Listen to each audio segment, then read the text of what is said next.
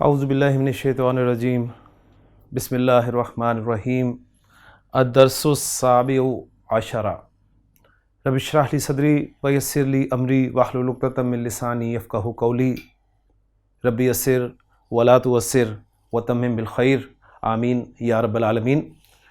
دروس اللغۃ العربیہ لغیر الناطقین بہا بک 3 کا 17واں سبق یعنی 17واں سبق ہم آج شروع کر رہے ہیں، اور میں نے اس کو الدرس السابع پڑھا ہے، اور یہ بات آپ کے ذہن میں ہونی چاہیے۔ یہاں پر لکھا السابع ہے، لیکن میں نے السابع پڑھا ہے، تو دونوں طریقے سے پڑھا جا سکتا ہے۔ تو چلتے ہیں جی سبق کی طرف، اور ذہن میں تازہ کر لیں کہ پچھلے سبق سے یعنی 16ویں سبق سے ڈاکٹر عبدالرحیم صاحب نے ہمیں مزید فی ابواب جو ہیں ان کی پریکٹس کروانی شروع کی تھی، جن میں پہلا باب انہوں نے باب تفعیل جو ہے اس کا ماضی، اس کا مضارع، اس کا امر، اس کا نہی، اس کا مصدر، پھر اس سے اسم الفاعل، اسم المفعول، اسم الظرف، یہ ساری چیزیں جو ہیں انہوں نے ہمیں پریکٹس کرائی تھی۔ تو اس سبق میں بھی ظاہر بات ہے مزید فی ابواب میں سے کوئی نہ کوئی باب ہوگا، تو دیکھتے ہیں جی کون سا باب جو ہے ڈاکٹر عبدالرحیم صاحب ہمارے لیے لے کر آئے ہیں۔ تو چلتے ہیں مکالمے کی طرف، جو کہ ایز یوزول مدرس اور کچھ طلباء کے درمیان ہوگا۔ المدرس: کیف اصبحتم یا اخوانو؟ استاد پوچھ رہا ہے کہ کیف اصبحتم یا اخوانو، تم نے صبح کیسے کی؟ اصبحتم، ذرا تھوڑا سا غور کریں، تم آ رہا ہے فعل میں تو یہ ماضی کی گردان کا صیغہ ہوتا ہے، اور تم یعنی انتم والا صیغہ ہے، ٹھیک ہو گیا؟ تو یہ ماضی کا صیغہ ہے، اور حاضر میں یہ جمع مذکر کا صیغہ ہے۔ تو اس سے جب ہم نکالیں گے ماضی کا پہلا صیغہ، تو میں نے آپ کو جو بتایا ہوا ہے کہ اس تم کو ہٹا دیں تو پیچھے رہ گیا جی اصبح، اور ماضی میں جو آخری حرف ہوتا ہے وہ آپ کو پتہ ہے زبر کے ساتھ ہوتا ہے، تو یہ بن گیا اصبح۔ تو اصبح، اصبحا، اصبحو، اصبحت، اصبحتا، اصبحنا، اصبحتا، اصبحتما، اصبحتم، اصبحتم۔ تو یہ اصبحتم یہ آپ کا نامہ صیغہ ہے، یعنی جمع مذکر حاضر کا صیغہ، اور صاد با ہا اس کا مادہ ہے، اور باب افعال جو ہے اس سبق میں آپ کے لیے ڈاکٹر عبدالرحیم صاحب جو ہیں وہ لے کر آئے ہیں۔ تو اصبح یصبح اصباحا، یعنی باب افعال نام آتے ہی ذہن میں اس کا ماضی کس پیٹرن پہ آتا ہے، اس کا مضارع کس پیٹرن پہ آتا ہے، یہ آپ نے ذہن میں ذرا تازہ کر لینا ہے، تاکہ سبق میں جو صیغے ماضی مضارع کے استعمال ہوئے ہوں گے کم از کم وہ آپ کے ذہن میں جو ہیں وہ ساتھ ساتھ آتے رہے۔ تو باب افعال یہ جو ہے یہ مزید فی ابواب میں سے ایک باب ہے، اور اس میں شروع میں ایک حمزہ زائد ہوتا ہے، ٹھیک ہو گیا؟ تو اصبح یصبح، یعنی اگر میں فا عین لام کلمات کے حوالے سے لاؤں تو یہ بن جائے گا جی افعل یفعل، صاد با ہا سے اصبح یصبح اصباحا، صبح کرنا یہ اس کے بنیادی معنی ہے، لیکن یہ پھر ہونا کے معنی میں بھی، مجرد یعنی ہونا کے معنی میں بھی استعمال ہوتا ہے، اس لیے کہ یہ کانا و اخواتو ہا میں سے ایک فعل ہے، اور کانا کیا کرتا ہے آپ کو پتہ ہے کہ وہ جملہ اسمیہ میں داخل ہوتا ہے، اور اس کے لیے ایک اسم ہوتا ہے، اور اس کے لیے ایک خبر ہوتی ہے، اسم اس کا مرفوع ہوتا ہے اور خبر اس کی منصوب ہوتی ہے۔ تو یہ بات ذہن میں آپ نے رکھنا ہے۔ تو کہیں پر یہ مجرد ہونا کے معنی میں استعمال ہوگا، اور کہیں پر یہ صبح کرنا کے معنی میں استعمال ہوگا۔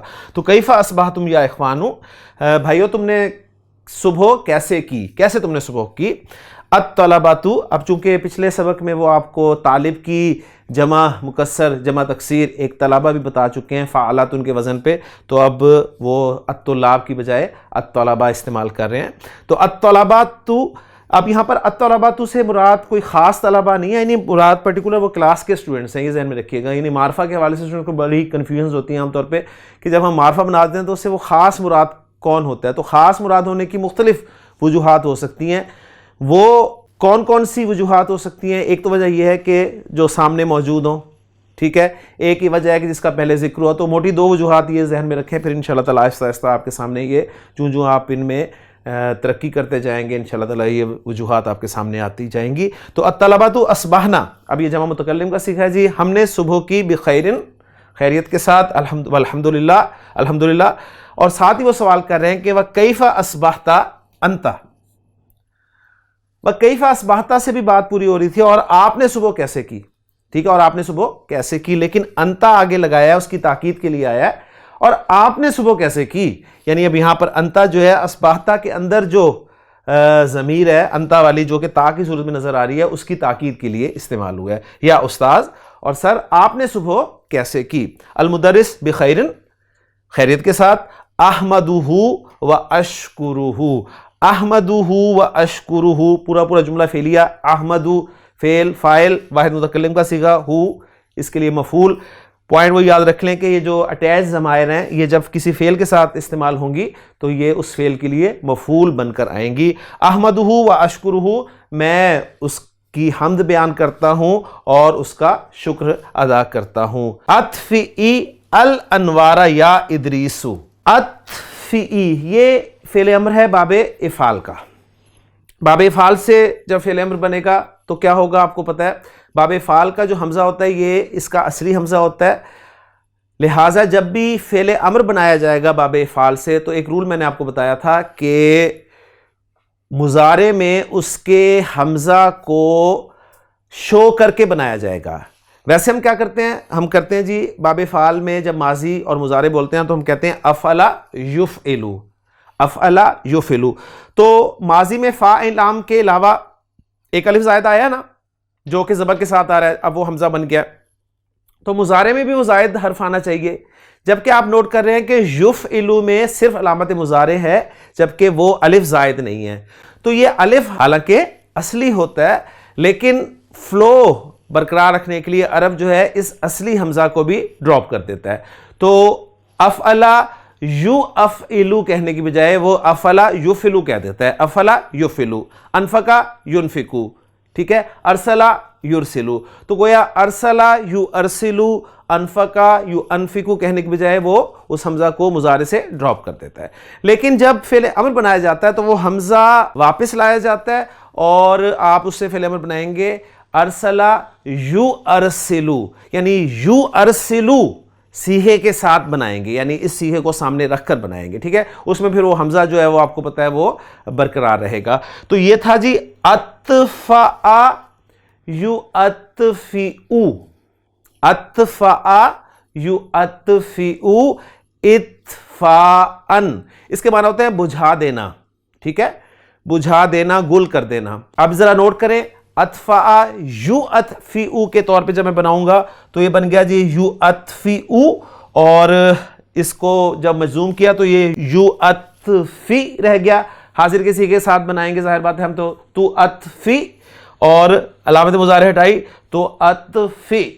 اب اطفی کو آگے ملانے کے لیے زیر دی گئی ہے, یہ تو حمزہ جو ہے یہ زیر والا ہے اس لیے کہ اسے آگے ملانے کے لیے زیر دی گئی, اور اس میں یا کا کیا کام ہے, یہ یا جو ہے حمزہ کی کرسی کے طور پہ استعمال ہوا ہے, ٹھیک ہو گیا. تو اطفأ یطفئ اطفاءً کے معنی ہے جی بجھا دینا. تو استاد کہہ رہا ہے اطفئ الانوار, الانوار النور کی جمع ہے جس کے معنی لائٹس کے ہیں, ٹھیک ہے. تو لائٹس آف کر دو, یا ادریس, ادریس لائٹس آف کر دو. فلا حاجت الیہا الآن, اس لیے کہ لا حاجت کوئی ضرورت نہیں ہے, لائے نفی جنس, الیہا ان کی, الآن اب, اس لیے کہ اب ان کی کوئی ضرورت نہیں ہے. اس کے بعد پھر آگے باب افعال سے ایک فعل امر آ رہا ہے آتنی. آتا یا نارمل میں بول رہا ہوں عین طا واو مادے کے ساتھ, آتا وا سے وہ آتا یا ہو گیا, اور آتا وا یا آتا یا یو آتی یو آتی, کیونکہ یہ فعل غیر صحیح ہے اور غیر صحیح میں ناقص ہے, اور ناقص کا آپ کو پتہ ہے کہ جب یہ مجزوم ہوتا ہے تو حرف علت جو ہے وہ ڈراپ ہو جاتا ہے. تو آتی, گیو, تو دے نی مجھے. آتا یؤتی, اب نارمل میں جو صحیح بولوں گا اس میں اعطان کے معنی ہوتے ہیں دینا, ٹھیک ہے. تو دے نی مجھے, کیا دے, دوسرا مفعول آ رہا ہے ورقۃ الغیابی. پچھلے سبق میں آپ کو انہوں نے ایک مصدر کا وزن بتایا تھا، ٹھیک ہے، جو کہ غابہ یغیبو غیابن اس پیٹرن پہ، اور میں نے اس میں آپ کو ایک پوائنٹ نوٹ کروایا تھا کہ اسی طرح ساما یصومو سیامن اس کے معنی روزہ رکھنا کے بھی ہوتے ہیں اور یہ صوم کی جمع کے طور پہ بھی استعمال ہوتا ہے، ٹھیک ہے۔ تو اس حوالے سے اگر دیکھا جائے تو یہاں پر اگر ہم اس کو غائب کی جمع کے طور پہ لیں، ٹھیک ہے، یعنی ایبسنٹ جو ہے اس کی جمع کے طور پہ لیں، تو یہاں پر ترجمہ کچھ یوں ہوگا کہ آتنی ورقۃ الغیابی، مجھے ایبسنٹس کی لسٹ دو، یا یعقوب مجھے ایبسنٹس کا ورقہ، ایبسنٹس کی لسٹ جو ہے وہ دو۔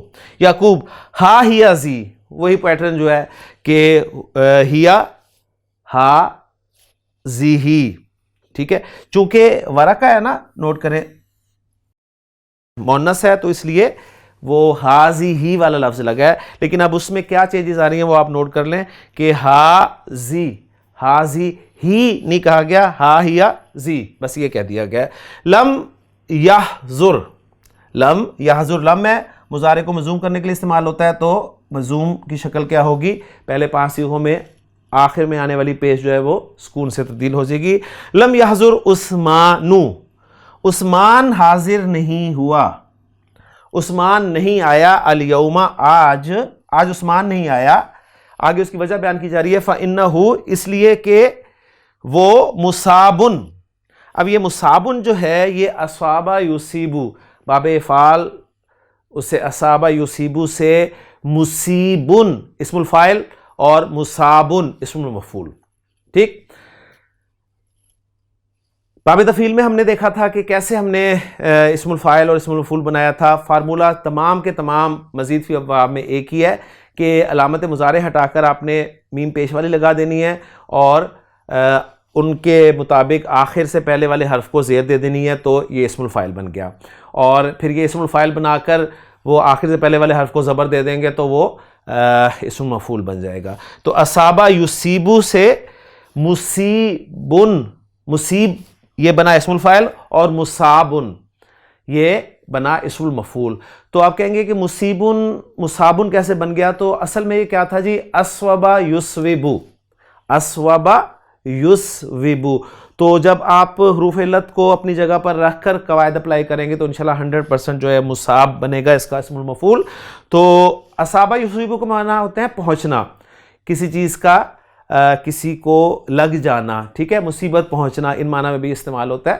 تو انہو مصابن، یعنی اب ذرا ساتھ نوٹ کریں، باقی پریپوزیشن کے ساتھ استعمال ہوا ہے، انہو مصابن بی اس حال شدید، یعنی آپ کہہ لیں کہ اس حال لوز موشن کے لیے اردو میں بھی ہم لفظ استعمال کرتے ہیں، تو شدیدن اس کی صفت آ رہی ہے، تو اسے شدید لوز موشن لگے ہوئے ہیں، اردو محاورے میں ہم یہ کہہ دیں گے، ویسے ہم کہیں گے کہ وہ مبتلا ہے، انہو مصابن، وہ مبتلا ہے شدید اس حال میں، وہ شدید اس حال میں مبتلا ہے، ٹھیک ہو گیا جی۔ آگے چلتے ہیں جی۔ المدرس شفاہ اللہ، شفا یشفی، شفان شفا دینا، تو مدرس دعا دے رہا ہے کہ اللہ اسے شفا دے، بعد تسجیلی اسماء الغائبین، ذرا پیچیدہ مرکب اضافی کو ذرا غور سے دیکھیں۔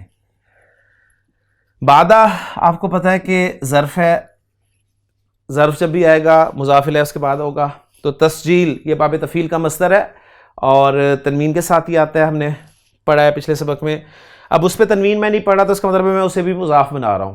آگے اسماء کا لفظ جو ہے وہ مضاف الیہ ہونا چاہیے، لیکن اسماء کا لفظ جو ہے یہ بھی تنوین کے ساتھ آتا ہے، تو یہ یہاں پر تنوین کے ساتھ نہیں آ رہا، لہٰذا اسے بھی میں مضاف بنا رہا ہوں، ٹھیک ہے۔ یعنی وہ جو ایک آسان سا فارمولہ میں نے کسی سبق میں آپ کو بتایا تھا کہ نکرہ، اس کے بعد پھر نکرہ، پھر اس کے بعد نکرہ، پھر معرفہ، تو یہ ترکیب جو ہے مرکب اضافی بنے گی، تو یہ پیچیدہ مرکب اضافی کی ترکیب بن گئی، یعنی ہم کہیں گے غائبین، غائبین کسے کہیں گے؟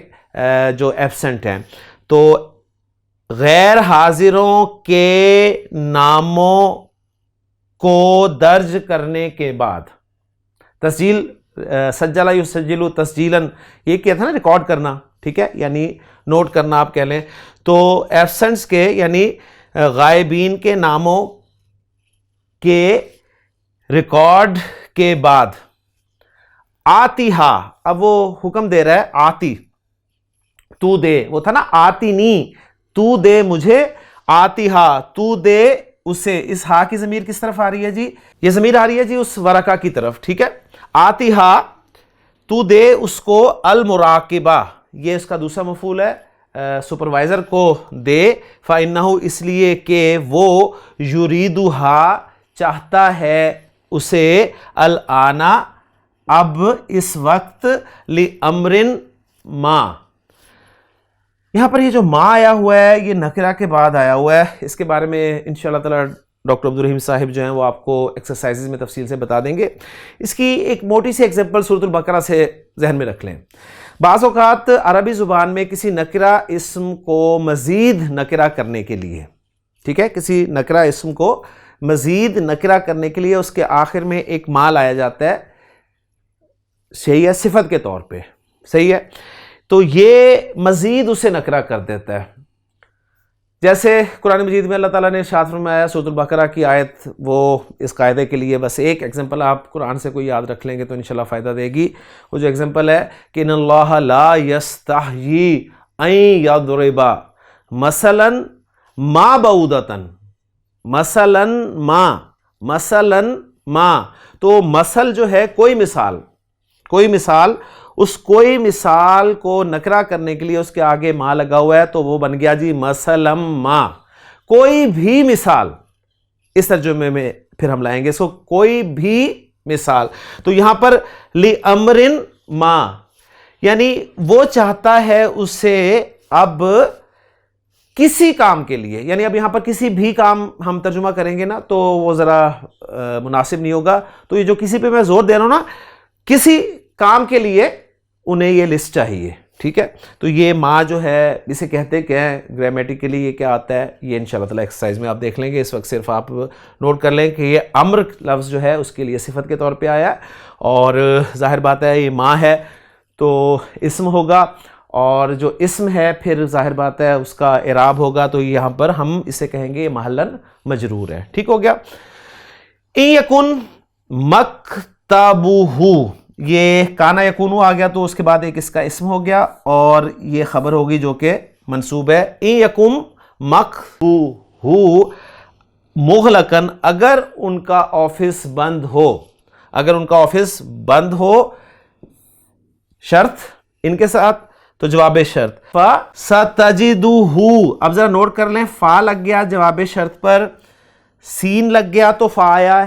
ایک بات وہ جملہ شرطیہ، شرط جواب شرط، پھر فا کا داخلہ ہونا، کہاں پر فا لازمی داخل ہونا ہے، کہاں پر جو ہے فعل مضارع جواب شرط میں آ رہا ہے تو وہ مجزوم نہیں ہوگا. یہ ساری باتیں ذرا یاد کریں.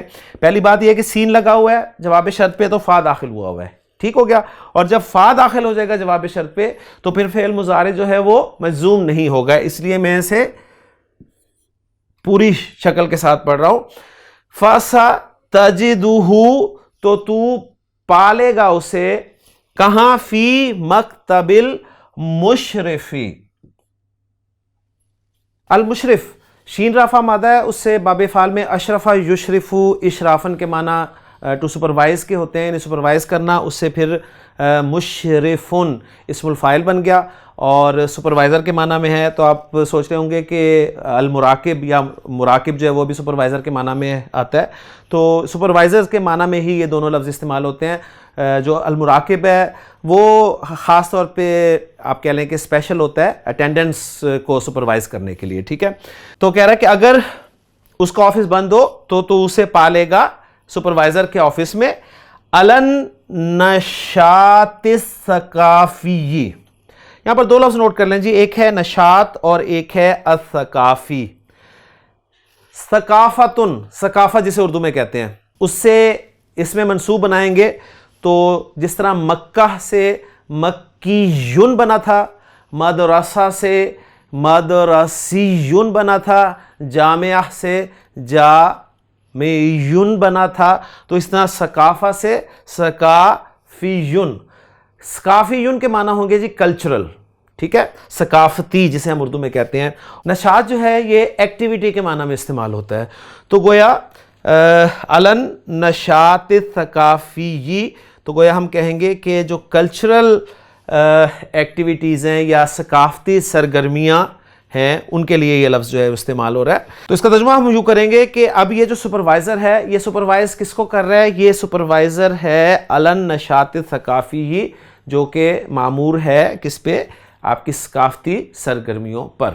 ٹھیک ہو گیا. یخرج یعقوب، یعقوب باہر نکلتا ہے. وبعد حنیہۃ، حنیہۃ کا لفظ جو ہے عربی زبان میں یہ اسم تصغیر آپ کہہ لیں وہی ہے، فعیلون کے وزن پہ جو ہم نے پڑھا تھا، اور آگے پھر اس کے بعد تا لگی ہوئی ہے اس کی مؤنث کے طور پہ. تھوڑی دیر کے بعد یفتح البابا شابن، فتح یفتح کھولنا کے معنی میں، البابا منصوب ہے تو اس کے لیے مفعول ہے، اور شابن جو ہے مرفوع ہے تو یہ اس کے لیے یفتح کے لیے فاعل ہے.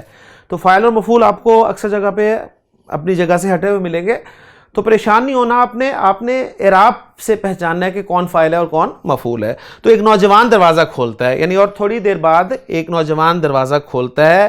وَيَقِفُ لَدَيْهِ، اگر اس واو کو ہم حالیہ مانیں تو پھر اس قومے کی یہاں پر ضرورت اصولاً نہیں ہونی چاہیے، اس حال میں کہ وہ وقفہ یقف لدیہ، اس کے پاس یعنی دروازے کے پاس کھڑا ہوتا ہے. وبعد حنیہۃ، اور تھوڑی ہی دیر کے بعد یفتح البابا شابن، ایک نوجوان دروازہ کھولتا ہے.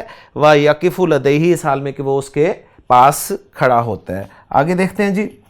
الشاب، اب وہ نوجوان، الشاب سے کوئی خاص نوجوان کون سے مراد ہے؟ وہی شابن جس کا ذکر پہلے ہوا ہے. بعد تحیتی، گریٹنگز کے بعد یعنی السلام علیکم ورحمۃ اللہ وبرکاتہ کہنے کے بعد وہ کہتا ہے جی اتسمح لی، کیا آپ اجازت دیں گے مجھے بالدخولی، داخل ہونے کی، یا فضیلت الشیخ، حضرت کیا آپ مجھے اندر داخل ہونے کی اجازت دیں گے؟ المدرس بعد رد التحیتی، رد کرنا لوٹانا، تو گویا سلام کا جواب دینے کے بعد استاد کہتا ہے اہلاً و سہلاً و مرحباً، ویلکم. ٹھیک ہے، ایکسپریشن ہے، کوئی ترجمہ کرنے کی ضرورت نہیں ہے. اندر آ جاؤ اور دروازہ بند کر دو.